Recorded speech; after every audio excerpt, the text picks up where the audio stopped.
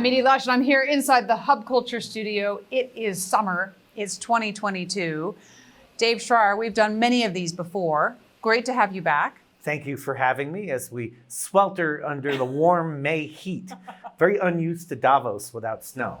I know, it's pretty crazy. It's kind of nice though, right? Yeah, it's okay. Well, I broke out the summer whites. Nice. So, yeah. So you are now professor of practice, Imperial College Business School. And one of the things that you are thinking about is artificial intelligence. So I'd love to know, first of all, who should be making the decisions about what the AI should be doing? And in specific, those ethics around it. How do you think about that?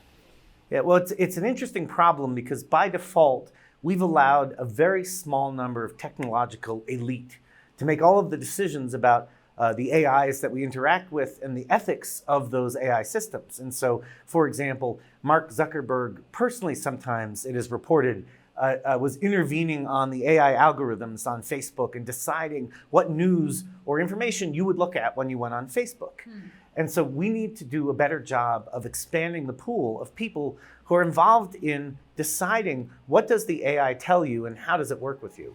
How do you do that? How do you expand the pool of people? How do you not make them just super influential Mark Zuckerbergs? Well, I mean, part of it is that we need better literacy around AI, right? I mean, we get numeracy in school. We learn how to count, we learn how to do addition, subtraction. That might help us even balance our checkbook or our bank account. But we don't do the same thing around AI, and particularly around kind of AI behaviors like ethical AI. When I say we don't, some countries selectively do. Denmark famously does. Denmark teaches children to understand fake news that an AI might be promoting, but there are not many countries that follow that example. So we need to do a better job of introducing AI literacy at a younger age and the intersection of AI literacy and ethics. How do you think accountability then should be measured? Well, this one is slippery, right? Because a lot of companies don't want to be measured on how they're doing with AI or what they're doing with AI. And so we have seen efforts to try and encourage organizations to measure their behaviors and measure their outcomes and measure their impacts. But as soon as anything sort of deviates from promoting the profit interest, a lot of corporations disband their AI panels or disband their efforts to measure. And so this has unfortunately forced us to a position that I'm loath to take, which is we have to introduce government regulation to oversee and standardize how do we measure ethics and behavior of the AI algorithms that we're using. Interesting. So what does that regulation need to look like? Well, the model that I'm a fan of is the one that the European Union is adopting, which is a risk-based approach, right? So for things that are very, very low risk, like the characters in a video game you might be playing are controlled by an AI, that's not going to introduce significant harms to society. So it's fine that that's unregulated. An AI deciding on whether or not you get a loan or whether or not you are allowed to travel, that's very high risk. An AI deciding whether or not you can get a job is very high risk. And that requires very heavy regulation and supervision. So having a graduated risk-based approach, I think is prudent. That's interesting. And would that help with this whole idea of the ethics washing we might be seeing otherwise? Yeah, well, it's a big problem, right? So we had greenwashing, right? We had companies that said, oh, we're sustainable. We now use recycled material or what have you. But then it turns out that it's only 2% of the material they use in manufacturing the product. So we're starting to see ethics washing as well, where companies are claiming that they're taking action around ethical AI, but they're finding either it's too difficult for them to allocate resources or think about it, or they won't prioritize it until someone makes them prioritize. And so what you end up with is a lot of companies that claim to engage in ethical behaviors that aren't really. And so we do need more independent oversight, and we need more citizen involvement. And what does citizen involvement need to look like? So what's interesting for me, at least, is we've started to see the emergence of new kinds of ways of people interacting with economic structures.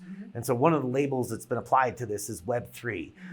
And so there's interesting opportunities to use some of the technologies for Web3, like distributed autonomous organizations, which is quite a mouthful, but it's basically a way of saying, now that everyone's connected on all these digital devices, we can make it easier for them to make decisions together, including around what kind of ethical AI they want.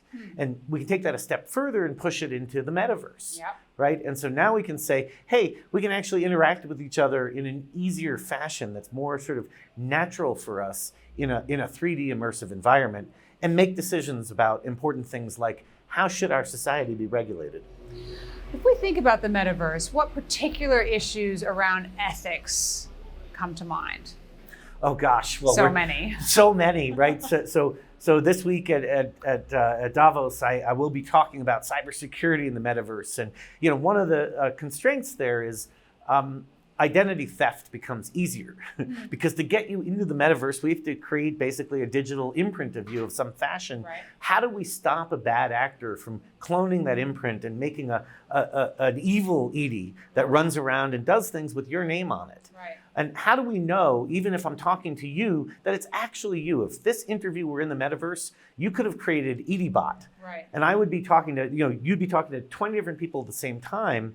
Right. But is that treating me well? Am I being treated respectfully if EdieBot interviews me versus, actually? Does that mean I have to create it like an NFT of myself, like so that you're with the real Edie, not the EdieBot? Yeah. So that is one of the ideas that people are trying to play around with, which is could we uniquely provenance your identity in the metaverse? And so NFTs are certainly one way to do it. You can do other things as well using blockchain technology, but that's certainly one, that we would have the NFT Edie, and that way you would know that you're only dealing with you and not with one of your bot clones. Right, or with the bot clone of Dave Shrier. Or with the bot clone of Dave Shrier, absolutely. Thank you very much. We're not reporting from the metaverse, but one of these interviews, I promise we will. But David Shrier, thank you so much for stopping by the Hub Culture studio, and thank you for your continued partnership with Hub Culture as well.